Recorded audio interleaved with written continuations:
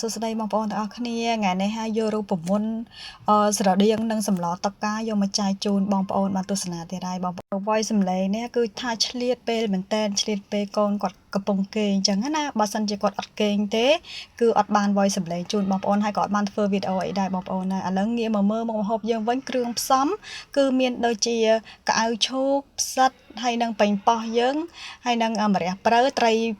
ប្រាសំយ៉ុងយើងនឹងឯងបងប្អូនអញ្ចឹងជាដំបូងគឺខ្ញុំយកត្រីប្រាសំយ៉ុងគឺយកមកចៀនសិនណាបងប្អូនហើយចំពោះការចៀនត្រីប្រាសំយ៉ុងនេះផងដែរបងប្អូនមិនចាំបាច់ប្រើប្រេងទេបងប្អូនព្រោះតាកាលណាយើងប្រើប្រេងធ្វើឲ្យ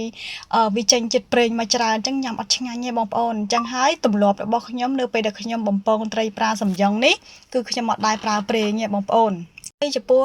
ការចៀនត្រីប្រាសំយ៉ុងនេះគឺខ្ញុំប្រើមួយចំហៀងរយៈពេល3នាទីបងប្អូននៅពេលដែលវារៀងក្រហមរៀងក្រៀមបានប៉ុណ្ណឹងហើយគឺយើងលើកឡើងមកបន្តមកទៀតនេះគឺខ្ញុំដាក់ដាំទឹកប្រហែលជា1លីត្រកន្លះហើយណាបងប្អូនបន្តមកទៀតហ្នឹងគឺខ្ញុំចាក់គល់ក្រីចូលចាំមិនចាក់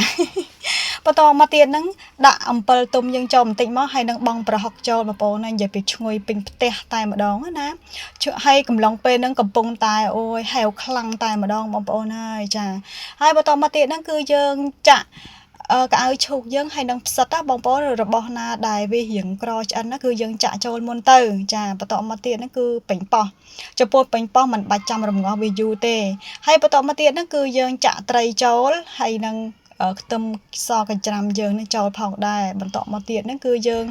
ប៊ីចេងគឺខ្ញុំប្រើ2ស្ព្រាកាហ្វេបន្តមកទៀតស្ករគឺខ្ញុំប្រើ3ស្ព្រាកាហ្វេបងប្អូន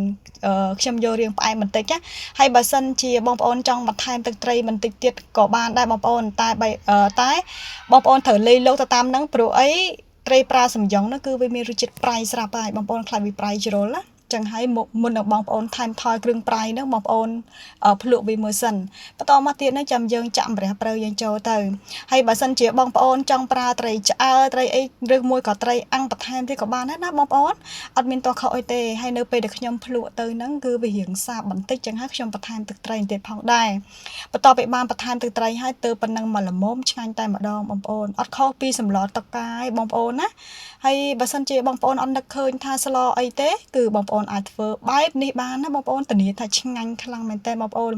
ហើយក៏ជាលើកទី1ដែរចំពោះសម្លតុកកាគឺខ្ញុំធ្លាប់ធ្វើហើយក៏ធ្លាប់មានវីដេអូមុនហើយដែរបងប្អូនអាចទៅ search មើលបានណាតែវគ្គនេះគឺរៀងប្លែកជាងមុនតែបន្តិចបន្តួចទេបងប្អូនអត់មានខុសគ្នាទេចា